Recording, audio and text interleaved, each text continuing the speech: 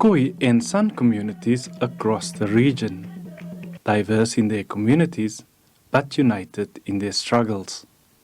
Land remains a huge issue for the Namas from Namibia, the Bazarwa from Botswana, and the Kumani from South Africa. When we talk about resource rights, the resources are much more than just minerals. We talk about language as a resource. We talk about our culture as a resource. We talk about our heritage as a resource. We talk about the biodiversity. If you talk about the buchu, you talk about the rooibos, you talk about hoodia. These are all our resources, including the critical minerals which the world is desperately looking for, and it is on our land where these critical minerals are located. They're hoping to lobby decision makers so that Indigenous affairs remain on top of the agenda of the countries. We are still in our development stages, so we want to empower our communities.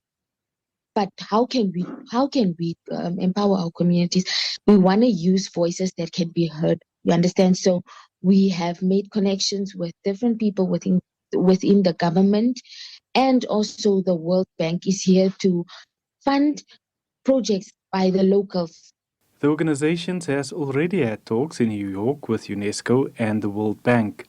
They want laws and policies already in place to be implemented.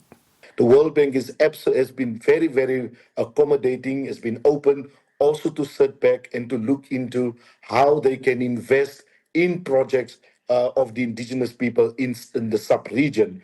And therefore, what IPNESA is currently busy with is developing a pipeline of projects which the World Bank will look at and will begin to fund. IPNESA is a channel through which the World Bank can get into, like, the locals. They want to support the different projects that the local people have.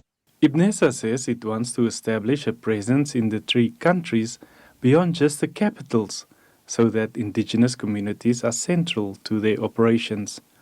They also want to work closely with traditional organizations in the various countries. Ulrich Hendriks, SABC News, Kimberley, Northern Cape.